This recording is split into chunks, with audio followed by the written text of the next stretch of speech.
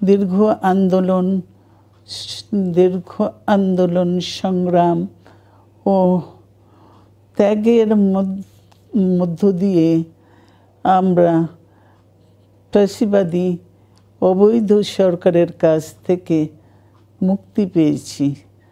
আমি আন্তরিক ধন্যবাদ জানাতে চাই আমাদের বীর সন্তানদের, যারা মরণপণ সংগ্রাম করে এই অসম্ভবকে সম্ভব করেছে।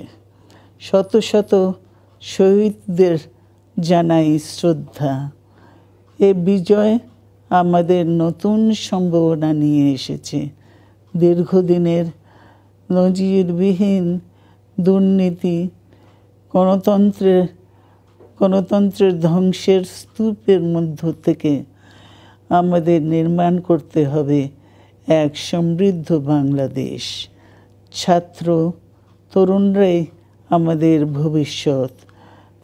তরুণরা এই যে স্বপ্ন নিয়ে বুকের রক্ত ঢেলে দিয়েছে, সেই স্বপ্ন বাস্তবায়নে করতে মেধা, যোগ্যতা, জ্ঞান ভিত্তিক গণতান্ত্রিক বাংলাদেশ গড়ে তুলতে হবে।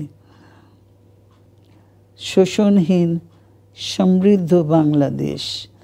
সকল ধর্মের গোত্রের অধিকার নিশ্চিত করতে হবে।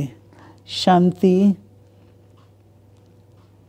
প্রগতি আর সাম্যের ভিত্তিতে আধুনিক বাংলাদেশ নির্মাণে আসুন আমরা তরুণদের হাত শক্তিশালী করি। ধ্বংস নয়, প্রতিশোধ নয়, প্রতিহিংসা নয়, ভালোবাসা, শান্তি ও জ্ঞান ভিত্তিক সমাজ গড়ে তুলি। বিসমিল্লাহির রহমানির রহিম। আসসালামু আলাইকুম। দীর্ঘদিন অসুস্থ থাকার পর আপনাদের সামনে কথা বলতে পারার জন্য আল্লাহর কাছে শুকরিয়া আদায় করছি। আমার কারাবন্দী অবস্থায় আপনারা আমার কারামুক্তি ও রোগ মুক্তির জন্য সংগ্রাম করেছেন, দোয়া করেছেন। সেজন্য আমি আপনাদের সকলকে ধন্যবাদ জানাচ্ছি। দীর্ঘ আন্দোলন সংগ্রাম ও ত্যাগের মধ্য দিয়ে আমরা ফ্যাসিবাদী অবৈধ সরকারের কাছ থেকে মুক্তি পেয়েছি। আমি আন্তরিক ধন্যবাদ জানাতে চাই আমাদের বীর সন্তানদের, যারা মরণপণ সংগ্রাম করে এই অসম্ভবকে সম্ভব করেছে। শত শত শহীদদের জানাই শ্রদ্ধা।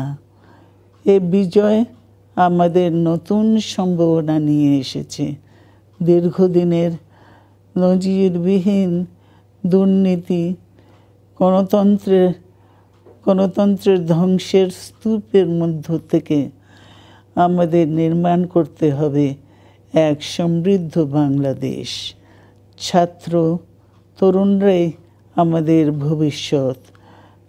তরুণরা এই যে স্বপ্ন নিয়ে বুকের রক্ত ঢেলে দিয়েছে, সেই স্বপ্ন বাস্তবায়নে করতে মেধা, যোগ্যতা, জ্ঞান ভিত্তিক গণতান্ত্রিক বাংলাদেশ গড়ে তুলতে হবে।